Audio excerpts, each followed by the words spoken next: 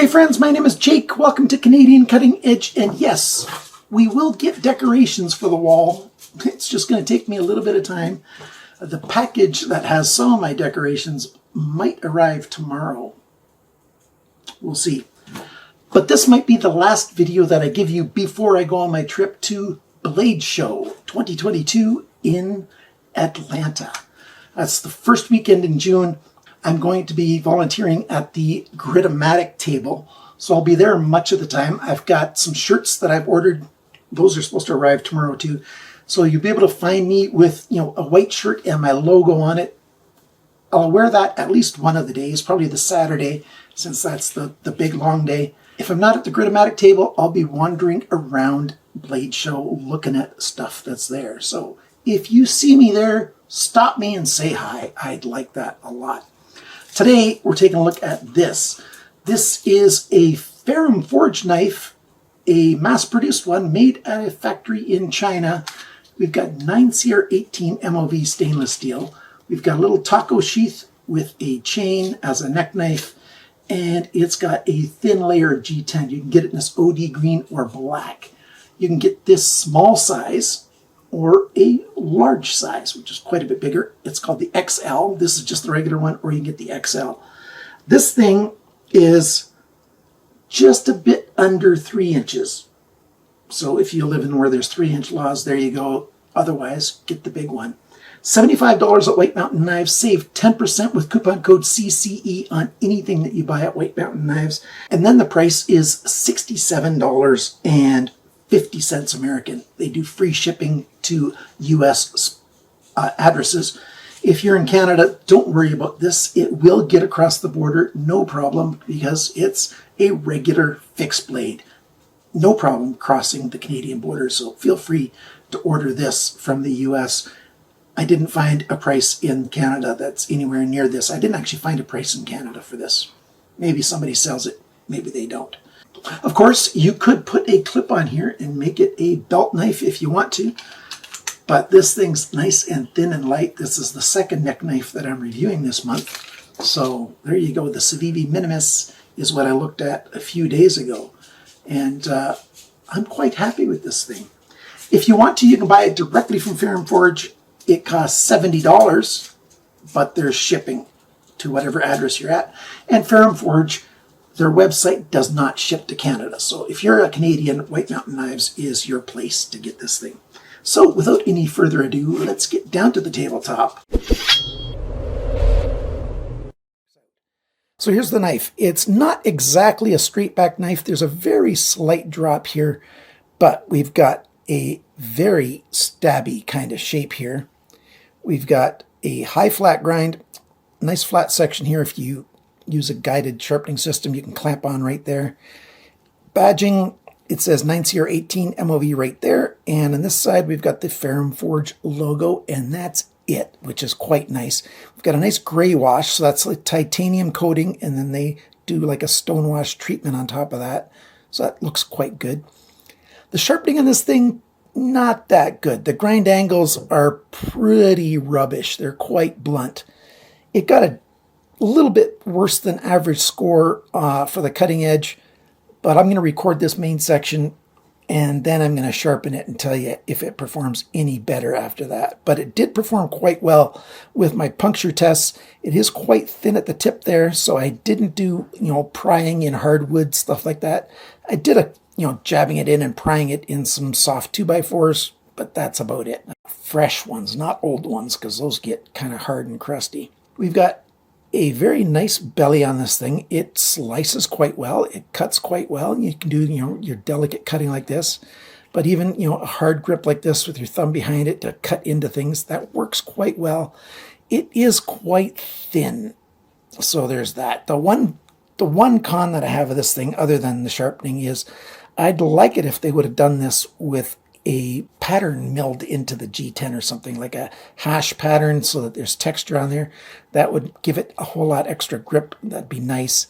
The jimping up here is quite nice for grip, but if they would have done that jimping all the way around the belly, the spine and the belly, I think that would be good enough that you might not need it on the G10.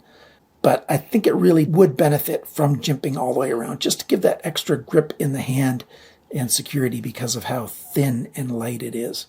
We've got a lanyard hole back here. I like how the G10 is milled away so that paracord doesn't get really big off of that. And they chamfered the edges of that hole really nicely. That's nice. The handle scales are inset a little bit, so the chamfering goes all the way around. There's no hot spots or sharp spots on this knife other than the intended ones. So I'm very happy with that. My hands are in the extra large range, just barely, but they are there, and it's quite comfortable. You get a 3.5 finger grip. My pinky gets a little bit of purchase on there. Other grips are secure as well. I didn't find that the knife was slipping in my hand, but I felt like it might. It didn't actually slip, but it felt like it might. That's why I talked about maybe adding some texture or that jimping. Screws to hold these on. These are T6 screws. I'm not that fond of that. They tend to strip out easily.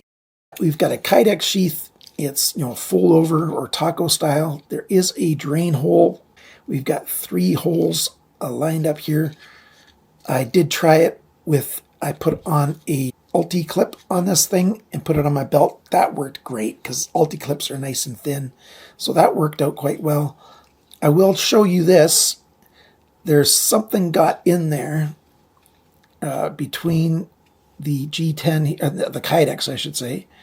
And so there's a space there, and I haven't taken it out before. I figured I'd try to take it out on camera. When they riveted this, there was something in there, and that's why it's not nice and close all the way along. The quality control on this is not excellent. It is a budget knife, but it is a little bit pricey, $67.50 US. It shouldn't have had that problem right there with that sheath. Hopefully I can pick out even more of that junk that's in there. We've got just a light ball chain here. There are places where the paint on it is wore off. That's certainly weak enough that you could wear this around your neck and it wouldn't hang you. It'll break before then, certainly if you're my weight. But I'm not that fond of this. I took it off and I used some paracord. And I used paracord with a breakaway button barrel snap on it. So that's just much more comfortable on the neck than this is. So that's what you get. Now I'm going to pause the video and see if I can take this apart. These are free spinning. I learned that already. So I'm going to have to mount it in my vise and go at it with screwdrivers on either side. Okay, I've got the screws out. There is a little bit of Loctite on them, and I might have to push that barrel through, and that's what it looks like. A little bit of oil in there, which is just fine. So that's how it's put together. I've seen a number of knives that have little screw barrels like this that are D-shaped. They could have done that, but looks like they just used free spinning things. Not a big deal, not a huge complaint, but at this price range, they could have done better. So I've resharpened this thing now. I use my Venev stones. Those have their grit size, if you will, in micron. It's the stone that's 40 to 50 microns, so let's just say 45 microns. That's about F240 or P320. Of course, there's like 24 other standards for grit sizes that aren't all that standard.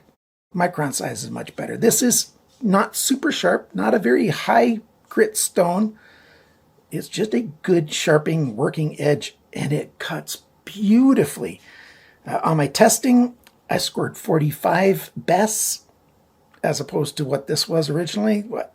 I said it earlier, or I'll say it later on when I give all the measurements. I'm not sure exactly what point in the video I'm going to post this part, but once it's been sharpened at home to 18 degrees per side really well, which isn't all that hard, it cuts great, just great. Time for all the specs and everything. How about the weight? The weight of this knife by itself, 66 grams, 2.35 ounces. The sheath with the chain, 20 grams, that's 0.75 ounces. Everything that you see here, 86 grams, 3.05 ounces. So it is indeed a light knife to carry around. I like that. Sharpening from the factory, 155 best, slightly worse than average. The length of the cutting edge, 71.7 millimeters, 2.82 inches. The length of the blade from the tip to the closest spot on the G10, 73.4 millimeters, 2.89 inches. How thick is the steel on this blade? 3.95 millimeters, 0.1555 of an inch, bit over an eighth of an inch. The depth of the blade is 21.7 millimeters, 0.854 of an inch. How thick is it behind the grind?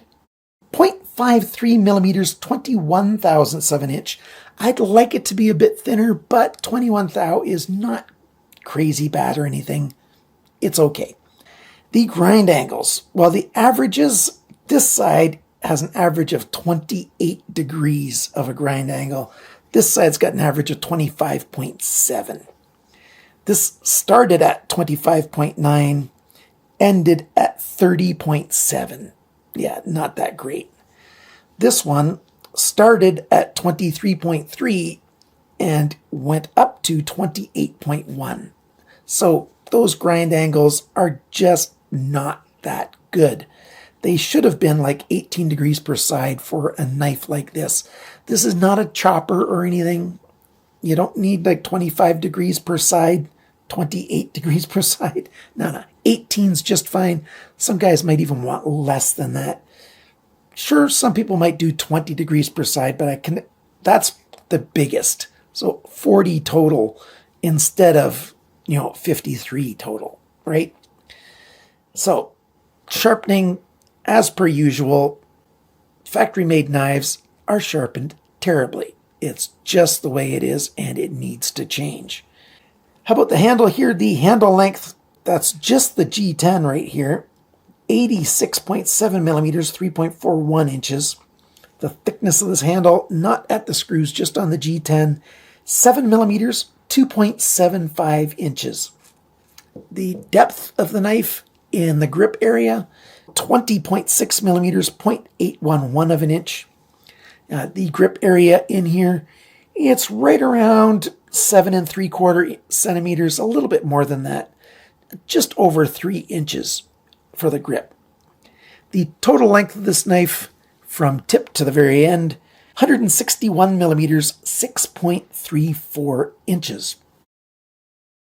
What are my overall thoughts on this thing? This is a good knife. It's a really good start for Ferrum Forge. They could do better. The main things that I would like to change on this thing is make that edge a tiny bit thinner, but mostly fix the sharpening. And for the handle, it needs a little more grip. I like that it's nice and thin. It's great as a concealed neck knife, but it needs a little more grip, and you could have done it. Maybe added jimping all the way around, or maybe added, a milled pattern onto the handle scales. Sure, that increased the price just a little bit, but it would make it a much more appealing knife, because grip is critical. Especially, should you ever need to use this thing in danger, in a hurry, you really want to have a very sure grip on your knife. Other than that, most of the grips are comfortable and easy to use. They're not great because, it is thin, so you do need to be aware of what you're getting. But it's nice. I like the lanyard hole placement.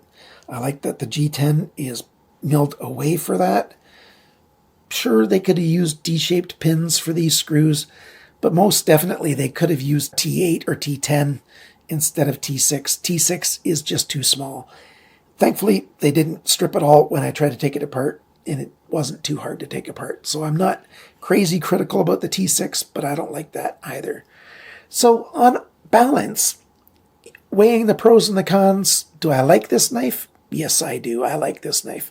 Slightly overpriced for what I'm used to spending. Are there better knives in this price range? I don't know if there's a better, really thin knife with a decent budget stainless steel. Maybe you know of something. Let us know in the comments below. Thanks so much for watching my video. Thank you to my supporters on Patreon and YouTube memberships. I appreciate it a lot. I'll do the monthly giveaway after I get back from Blade Show, so it'll be at least a week later than usual, but hey, somebody's going to win a knife. And as always, remember friends, always cut towards your chum, not your thumb. Bye-bye.